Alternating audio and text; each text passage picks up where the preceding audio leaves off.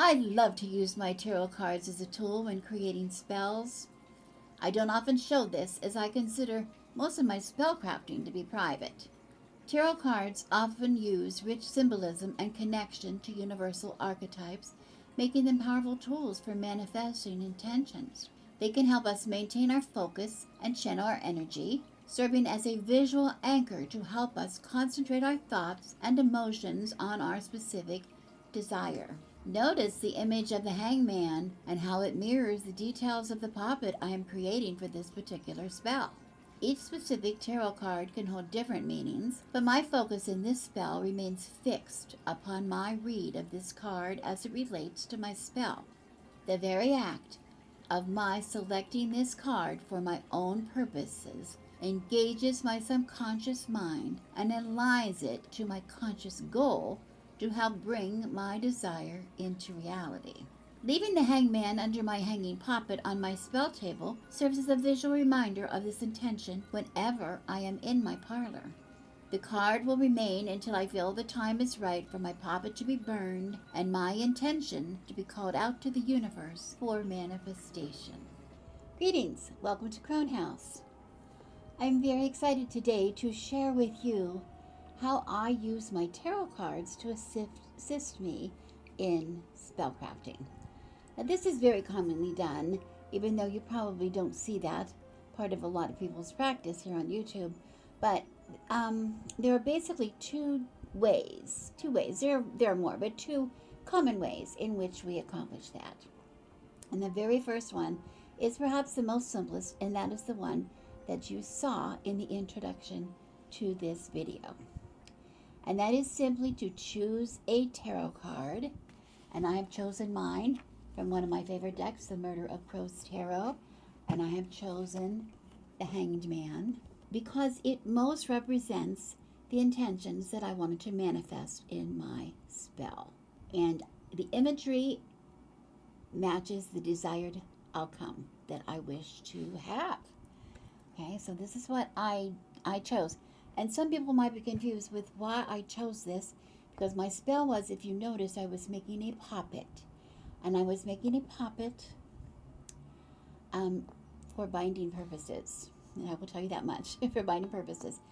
And how did I come to choose the Hanged Man? And I'm going to share a little bit with that today, if I can. And I want to go back to my book that accompanies the deck. And this is kind of funny, because I've told you before that if you saw one of my older videos, you saw that, I changed my mind about tarot.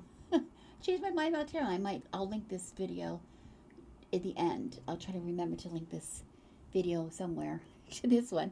But not to underestimate the little book that comes with the deck. Caught. Your feet are bound and your body hangs in the void. You struggle, you cry out, but the only answer is the mocking cry of the crows. In this place of loneliness, you still have yourself. Bide your time. Let your bonds become your anchor. In the stillness, your unbound spirit flies free. From this new vantage point, the world may seem strange to your eyes. Perhaps it was always this way, and it took an unexpected inversion for you to see it for yourself. Change in perspective. That's pretty common, right? Change your mind, change your perspective. Step back. Take a look at your life and how you're living it. That's the first part. But then I looked into the keywords offered by the author here, and it said vulnerability, stillness, a new point of view, initiation, powerlessness, vision quest, a deserved punishment. Now from that, I created my own intention. Use your imagination. That's all I'm going to say. Okay. I chose this card and I meditated on the card. This is the second step. Meditate on this card to visualize your intention as if it is already manifested. It's already done. And then include this card in your ritual space or on your altar, and in my case on my spell table, and leave it there. Leave it there. and add elements to enhance the energy of the card, to enhance the energy of my desire, right? So I use specific. I picked my incense specifically, my candles specifically. All the tools that I had on my table were there with purpose. And then affirming your intention. Remember, intention is the most important part. And you do that by speaking it, writing it, whatever, okay? So I affirmed my intention in several different ways, which are really not important. It's just important that I did it. You just go on with your regular form. Whatever you would do in your spells, that's what you would do, okay? So just make it your own. Just make it your own. But the important thing is that I have this visual image that helps me to visualize the manifestation, the outcome that I want to see, to focus my desire, to focus my intention in the card. And every time I came in this room, it was there. And I just I built on that. I fed the spell. Remember, I had an old video, feeding your spells. That's part of it, feeding the spell. Keeping that intention in mind until time has passed that it needs to be there. Now, I'm going to show you how to choose maybe a card if you don't have an idea. How do we want to choose a card to use in our spell? Okay, I have divided major arcana and the minor arcana, and I want to show you a lot of the cards represent people. And let's start there in the minor arcana. You can select a card from the minor arcana, from one of the suits, a suit card, to represent either yourself or to somebody else, okay? And if you look at just the court cards, like here we have the King of Swords, the Queen of Swords,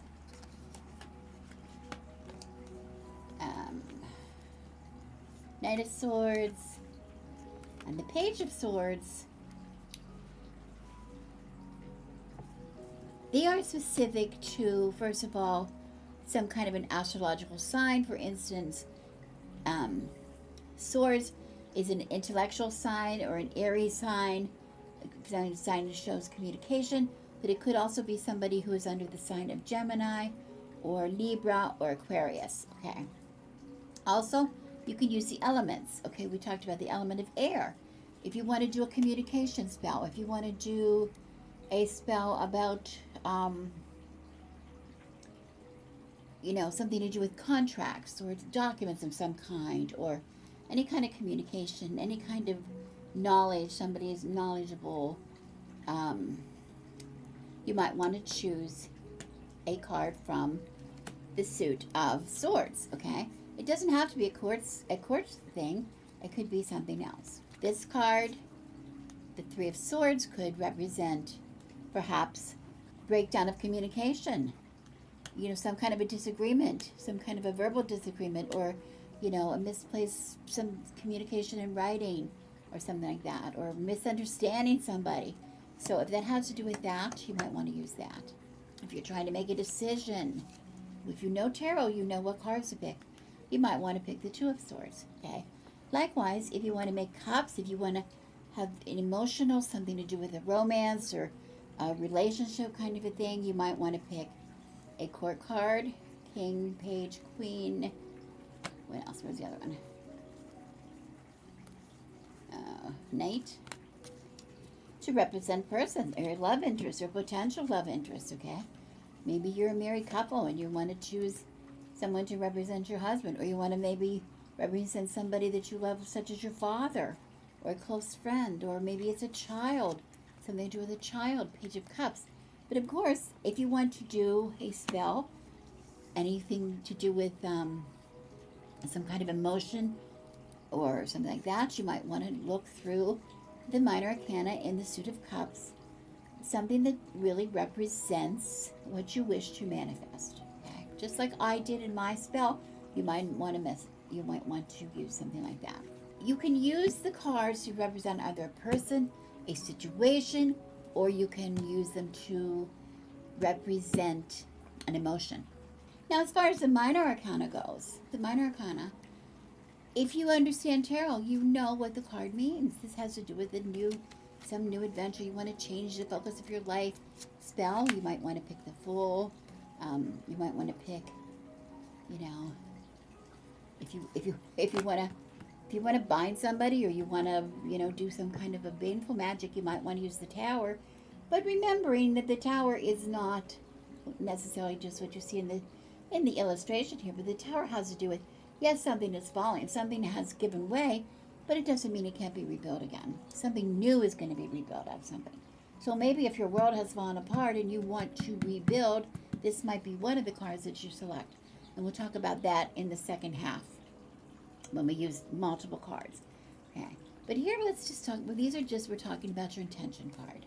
Now, let me let me shuffle my cards, and we'll go on to part 2. Now, before I go further in the video and explain the second most commonly used method of using tarot in your spell work, I want to make a very special announcement. Beginning on May 1st, Friday, I am launching my very own Patreon account, and I wanted to tell you just a little bit about it in case you were interested. I'm going to be offering a lot of things that I do not normally offer on this channel. Every month I'm going to be sharing how I use astrology and my tarot forecast for the month in my daily life. How it affects me, what I might do about it, how it might help me to see things clearly, understand things, maybe make some decisions. I'm also going to be sharing some of the lessons from my garden, maybe a little bit, little things around the house, I'm not sure. And the most important part, maybe that you might be interested in, is what I'm most excited about, is the access to my own private meeting room on Zoom. I normally I use it for my tarot classes and tarot readings. For Patreon, I'm going to be using it to do 2 things. I'm going to host a book club, a regular book club, that is maybe more of interest to people who might be interested in my channel, people who are interested in more witchy books. We're going to do both fiction and nonfiction. Every month we're going to meet. You're going to have some opportunity. If you join us, you're going to have some opportunity to help make some of the recommendations, decide on some of the reads we're going to use, etc. There'll be much more information for anybody who decides to join. But the second thing that access gives you is probably bi-monthly. I will be hosting a tarot question and answer, and I'm really excited about it. Every bi-monthly, every 2 months, I will choose a tarot subject that I used to have a lot of interest in when I did teach the tarot classes. And people had a lot of questions about it. I'm going to post a topic, and then I'm going to allow you to choose some questions you might want to ask. Give me ahead of time, a heads up, some of the questions, and then we'll be sure to address those topics when we meet. Okay, this is going to be question and answer. You can share readings with me or with each other. The part that I'm so excited about that here is this is a community. We are building a community. So I'd be really happy if you checked it out. Now on with the video that we have for today. The second way that we can use tarot in our spell work is to ask the tarot deck to tell us how we can manifest our intention. And we're really used to that, aren't we? We're always asking for divination purposes or advice. We're always asking the tarot deck for advice. Well, this time we're asking for advice in a spell. Okay. And this is really a wonderful way, again, to help you to manifest an intention. If you don't know the first thing about how you go about achieving something that you want, let's ask a tried and true friend for me, and that is the tarot. We need to pick something that represents our current situation. So let's pretend that we want to, oh, look at this. We have so much to do, and we feel like we're all on our own doing it, right? So we're going to select one card to represent the current situation, and we're going to place that on the left. Place that on the left.